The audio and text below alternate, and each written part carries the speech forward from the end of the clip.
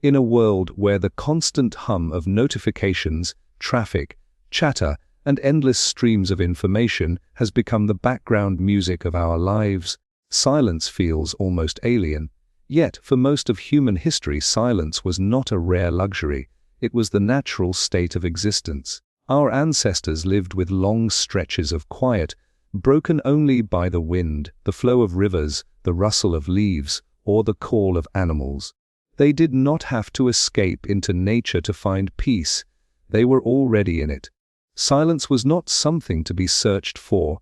It was simply there, surrounding them, shaping their minds, guiding their thoughts, and allowing deep reflection. Today, the modern brain is in trouble, not because it lacks information, but because it is drowning in too much of it.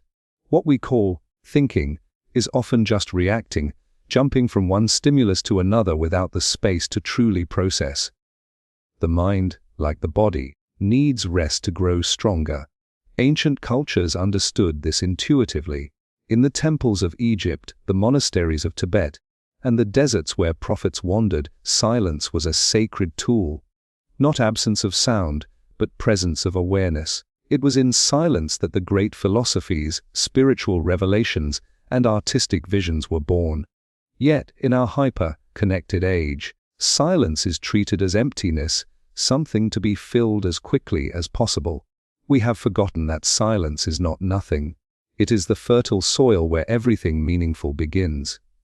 Neuroscience confirms what sages knew. When we are quiet, the brain activates its default mode network, a state crucial for creativity, memory, and self-awareness.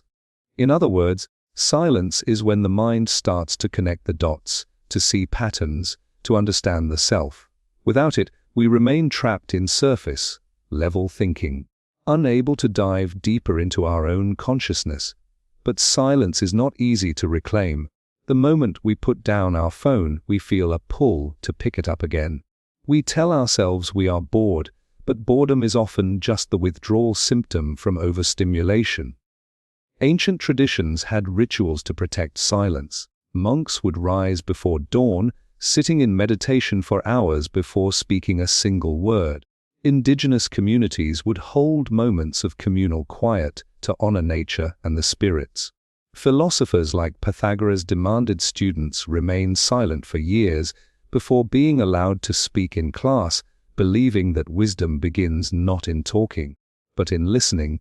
Even warriors understood the power of stillness, practicing breath control before battle to sharpen their focus. Today, however, we fear silence because it forces us to meet ourselves.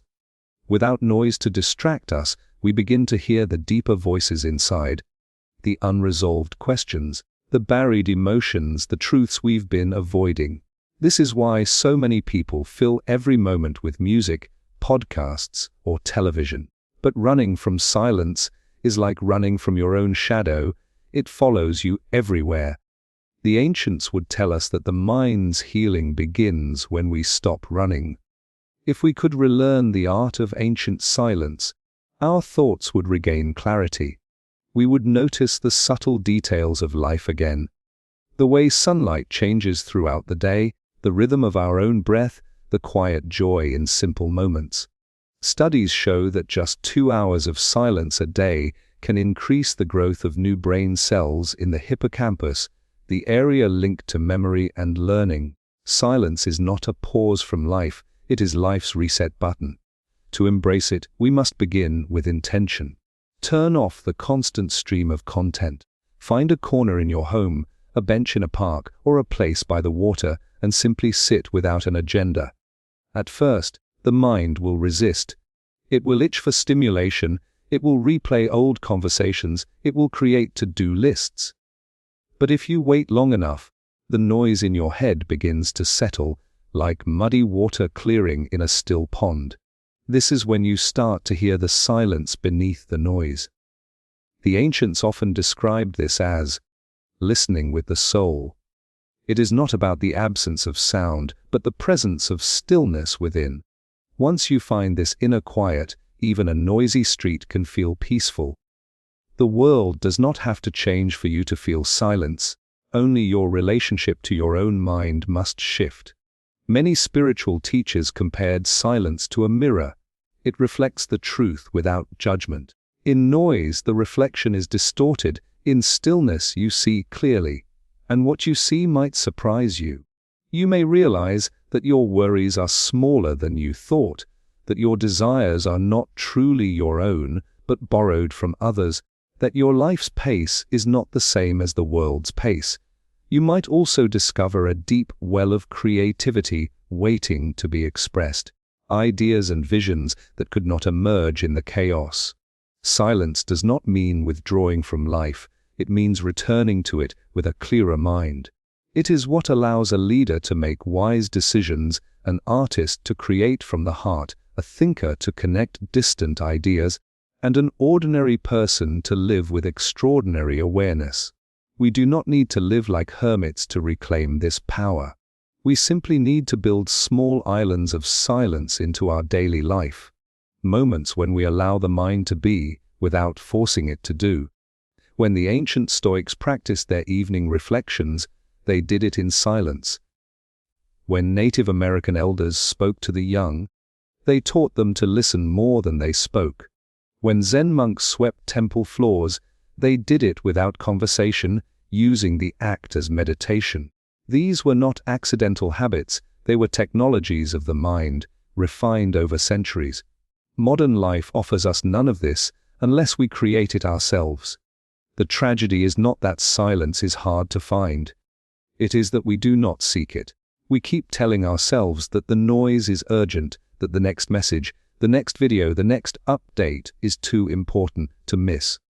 Yet, in chasing every moment of stimulation, we miss the most important thing of all, the stillness that allows us to truly experience life. Imagine waking up and not reaching for your phone. Imagine sitting with your morning tea and listening, not to music, not to news, but to the world itself. Imagine walking without headphones, letting the rhythm of your footsteps be your soundtrack. Imagine spending an evening without screens, watching the sky change colors instead. These are not grand acts, but they are revolutionary in a world addicted to noise. Your brain is ancient, even if your devices are modern.